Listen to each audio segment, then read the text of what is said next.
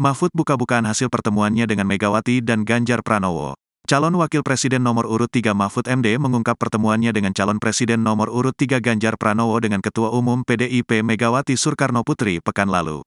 Mahfud mengatakan dalam pertemuan tersebut juga hadir Tim Pemenangan Nasional, TPN, Ganjar Mahfud.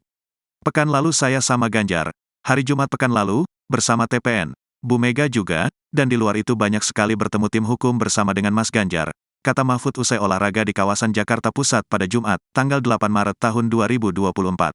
Komunikasi kami jalan karena sudah ada garisnya dari Ketua Kerjasama Partai Pengusung agar mengambil 2 jalur. Jadi komunikasi kami ya terus jalan, karena sudah ada garisnya dari Ketua Kerjasama Partai Pengusung yaitu dari Bu Mega agar kita mengambil 2 jalur secara tegas, sambung dia.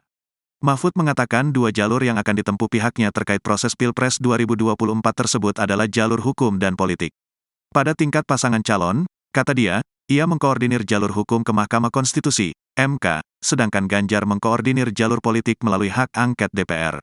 1 jalur hukum, itu saya yang mengkoordinir pada tingkat pasangan calon. Kemudian jalur politik, itu nanti, saya tidak ikut jalur politik, yaitu angket, karena saya bukan orang partai, kata Mahfud. Perihal upaya hukum yang akan dilakukannya, ia mengatakan struktur gugatan perselisihan hasil pemilihan umum, PHPU, Pilpres 2024 yang akan dilayangkan pihaknya telah rampung. Dia mengatakan pekan depan akan bertemu Dewan Tim Hukum Tim Pemenangan Nasional, TPN, Ganjar Mahfud. Pekan depan saya akan ketemu tim hukum, Todung Mulya Lubis, karena tim hukum untuk itu struktur gugatan permohonan itu sudah jadi ke bawah. Tinggal mengisi datanya saja, kata dia.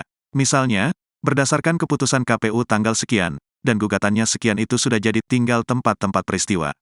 Kalau hukum itu sudah fix akan jalan begitu KPU umumkan hasil pemilu, sambung Mahfud.